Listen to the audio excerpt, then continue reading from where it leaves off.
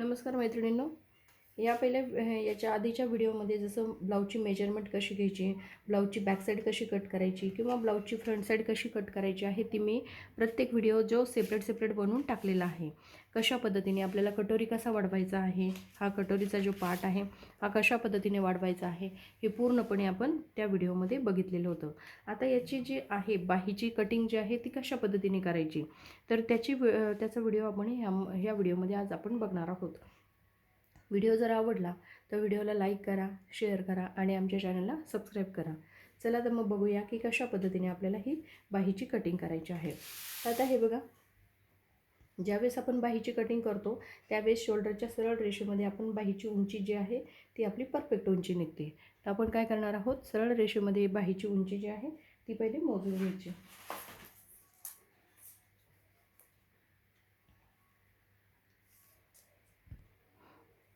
आता इथे आपलं बाहीची उंची निघते 7.5 इंच. आता बाहीची 7.5 उंची निघाल्यानंतर आपल्याला इथे याचा दंडघेर मोजायचा. दंडघेर आहे आपला 5.5 इंच. तर आता आपल्याला बाहीची उंची मोजून घ्यायची आणि दंडघेर मोजून घेतला. आता त्यानंतर ज्यावेळेस आपण बाहीची कटिंग करतो त्यावेळेस आपल्याला पेपर जो आहे तो अशा पद्धतीने घ्यायचा आणि बंद बाजू जी आहे ती आपल्या साईडने ठेवायची. बंद बाजू आपल्या साईडने ठेवल्यानंतर आपल्याला फ्रंट किंवा बॅक साईड याची घ्यायची. जशी फ्रंट साईड असो किंवा ब्लाऊजची बॅक साईड असो ती घ्यायची आणि पूर्णपणे आपल्याला या तिरक्या शेपमध्ये आपल्याला ही मोजून घ्यायची. ही येते आपली 7.25 इंच. आता क्रॉसमध्ये आपण मोजल्यानंतर हे आपल्या येतं 7.25 इंच. 7.25 इंच आल्यानंतर त्यामध्ये आपल्याला अर्धा ते पाऊण इंच, अर्धा इंच शक्यतो मिळवायचं. आता इथे बघा 7.25 इंच आपलं मार्किंग आलेलं आहे. 7.25 इंच आलं तर यामध्ये आपल्याला अर्धा इंच मिळवायचं. 8.25 इंच आपलं याची मार्किंग करायची. हे बघा 8.25 इंच आपल्याला यामध्ये घ्यायचं. आपण अर्धा इंच घेणार आहोत. आता जेवढी आपली उंची असेल, स्लीव्जची जेवढी उंची असेल त्यामध्ये आपल्याला 1.5 इंच मिळवायचं. एक्स्ट्रा मार्जिन जे आहे ते 1.5 इंच घ्यायचं. त्यानंतर इथे आपल्याला 3 इंचावर एक मार्किंग करायचं. याचा शेप देण्यासाठी 3 इंचावर एक मार्किंग करायचं. 1 इंच जे आहे ते आपल्याला सरळ रेष द्यायचं. इथे पण आपल्याला 1 इंचावर सरळ मार्किंग करायचं, जेणेकरून आपला ब्लाऊजचा जो शेप आहे तो अगदी व्यवस्थित आला पाहिजे. आता इथे आपलं ही जी आहे इथपर्यंत आपली उंची, जेवढी तुमची उंची असेल त्यामध्ये तुम्हाला 1.5 इंच एक्स्ट्रा घ्यावं लागतं. इथे आपण सरळ रेष देऊन घेऊया आणि इथं आपला 5.5 इंचावर फिटिंगची शिलाई येते. इथं 5.5 इंच आल्यानंतर यामध्ये आपल्याला 1.5 इंच मिळवायचं, म्हणजे 7 इंचावर मार्किंग करायचं. 7 इंचावर मार्किंग केल्यानंतर ह्या साईडला आपण 1 इंच आणि ह्या साईडला आपण 1 इंच घेतलेला आहे. त्या बाजूचा आपण शेप देऊन घेऊया. हे बघा, अशा पद्धतीने आपल्याला हा एक शेप द्यायचा. आता हा जो शेप दिलेला आहे हा आपला बॅक साईडला जॉईंट होत असतो. ह्या 1 इंचामधूनच आपल्याला दुसरा जो शेप आहे तो देऊन घ्यायचा, जेणेकरून दोघांमधलं अंतर जे आहे ते 1 इंचाचं ठेवायचं. या दोन्हीचा गॅप जो आहे तो व्यवस्थित 1 इंचाचा आला पाहिजे. तर इथे आपल्याला व्यवस्थित असा बाजूचा शेप देऊन घ्यायचा. दिल्यानंतर इथे आपली जी फिटिंग आहे ती अशा पद्धतीने येईल.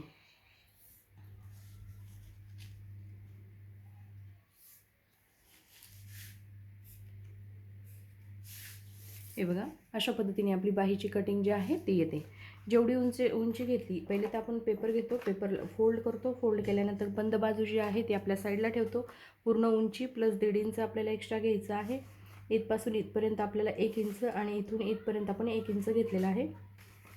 हा जो फ्रंट साईड किंवा बॅक साईड घ्यायची तो क्रॉसमध्ये मोजायचा. त्यामध्ये आपल्याला 1 इंच, अर्धा इंच मिळवायचं आणि नंतर आपण हा बाजूचा शेप, बाहीचा शेप जो आहे तो देतो. या दोन्हीच्या मधला अंतर गॅप जो आहे तो 1 इंचाचा असला पाहिजे. जेवढी आपली बाहीची फिटिंग असते, जशी 5.5 इंचावर आपला दंडघेर आहे तर 5.5 इंचावर आपला दंडघेर ठेवायचा. 1.5 इंच आपण एक्स्ट्रा मार्किंग घ्यायचं आहे आणि अशा पद्धतीने आपल्याला हे मार्किंग करून घ्यायचं. आता हे बाहेरच्या साईडला जे आहे त्याची आपण कटिंग करून घेणार आहोत.